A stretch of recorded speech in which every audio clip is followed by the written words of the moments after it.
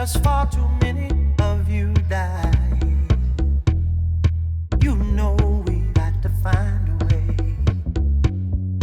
to bring some loving here today.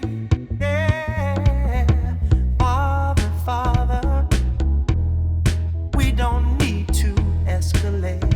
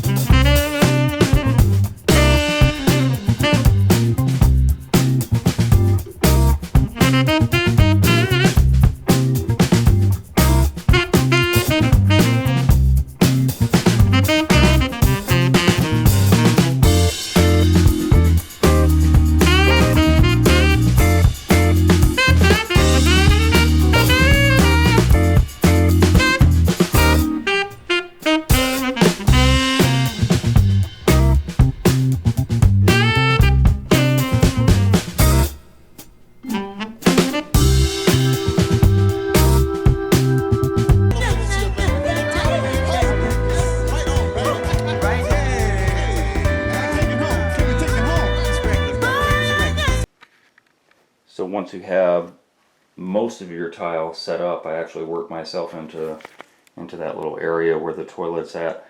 Once you have most of that done, what I normally do is put a fan on it so that I can get back into that little section over there. It's not the easiest way if you're starting from the front, but it's the most pleasingly aesthetic, or aesthetically pleasing. Got it asked backward. Anyway, the point being is that because you see this first, where your eye catches is what you want to see the neatest, and then as it goes backward, it doesn't really matter back there. The issue is, what do you do now? Well, you could take a break and you know, put a fan, which I did, put a fan on it for 4 or 5 hours to where almost you can step on it. If you're light anyway, you can step on it roughly about 4 or 5 hours if it dries out really well. If you don't want to do that, you can wait till the next day, and then it makes it really easy to tile that little bit. But if you want to just knock it out, then the easiest thing to do is get yourself a bridge, which in this case I have a 2x6. And if you have somewhere, typically I do this on a shower. If I have a shower I can't get to because I have 3 walls, then I can build a bridge that goes from the floor to usually the back of the shower. I have a 2x6 and I just cross it over the 2x6, and then I can work in areas that I can't normally get to. And in this case, this is what I've done. And so now I can actually get to it, and I will work off of this 2x6 and part of the tub in order to get the rest of this tile put in. So that's a little trick that you might want to use, or might not. So to make life easier on some of you who are not as learned about doing tile work, this is a little trick that I use. I've been using it for a while, and it seems to work for me. When you have to cut around a toilet flange and you're setting your tile down and you're trying to figure out how to make that circle, how to make the circle cut, well, to even score or to draw out that circle, you know, you can use a compass, you can use a couple different items to do that. The easiest way for me, I just bought an extra toilet flange that's actually a metal one, which is usually a tad larger than the plastic ones, and I just set it right on top, and then I can take my pencil and I know exactly where my cut's going to be going around that toilet flange. Of course, you got to mark it a little heavier than I am because I'm trying to do it free-handed since both my hands are caught up right now. Once you have it marked out, then you can go ahead and cut it. Some people like to cut it with an angle grinder outside. I don't do that. I do my cuts on a tile saw, a wet saw as it were. Works out better for me. So what happens sometimes with porcelain makeup is a little different for every porcelain you run into, and some of it, no matter how many times you cut it, it'll break in your hand. And then other porcelain is very dense and isn't as brittle, and you're able to get the cut clean with no issues.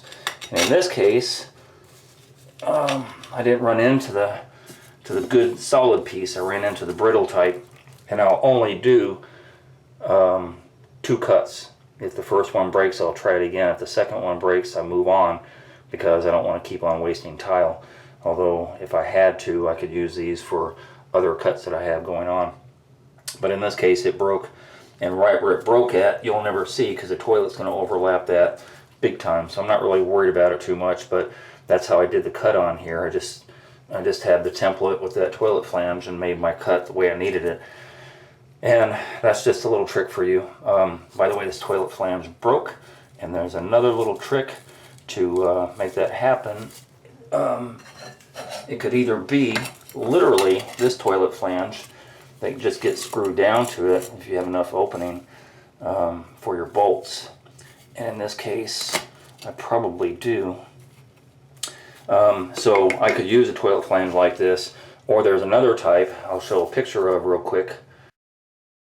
So you see on that type, it has a rubber gasket around the neck, and that actually fits down inside there. The rubber gasket makes a seal, and then you just screw it down 4 times to the existing toilet flange.